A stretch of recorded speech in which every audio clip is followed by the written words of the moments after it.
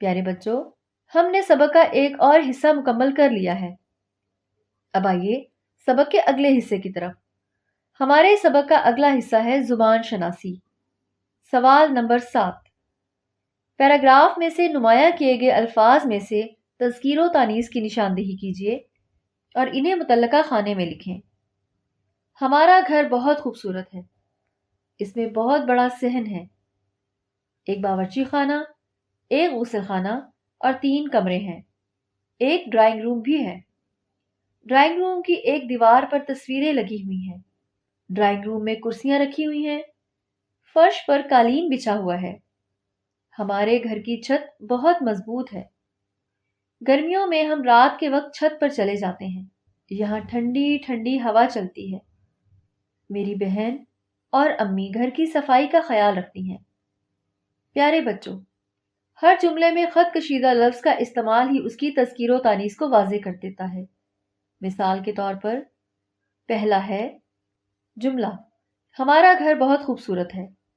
اس جملے میں خط کشیدہ لفظ گھر بطور مذکر استعمال ہوا ہے اور فی الحقیقت یہ ہے بھی مذکر۔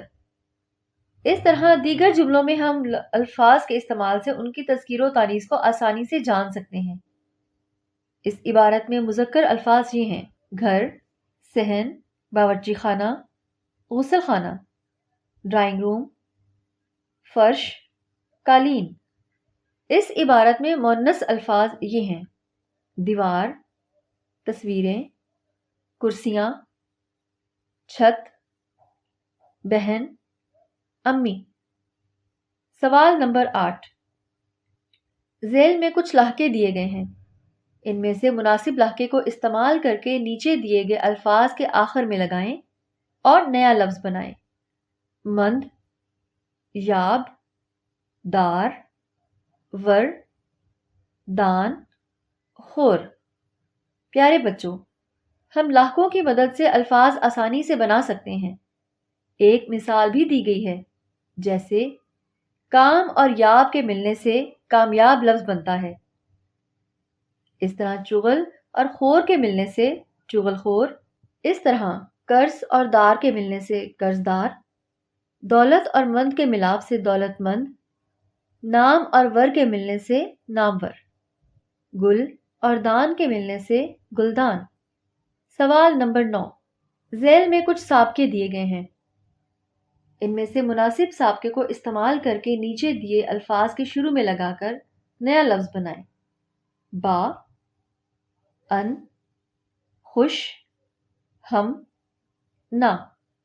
پیارے بچوں، سابقوں کی مدد سے ہم نئے الفاظ بہت آسانی سے بنا سکتے ہیں، جیسے نا اور کام کے ملاپ سے ناکام، ہم اور عمر کے ملاپ سے ہم عمر، با اور خبر کے ملاپ سے باخبر، ان اور پڑھ کے ملاپ سے ان پڑھ، با اور جماعت کے ملاپ سے باجماعت، خوش اور لباس کے ملاپ سے خوش لباس۔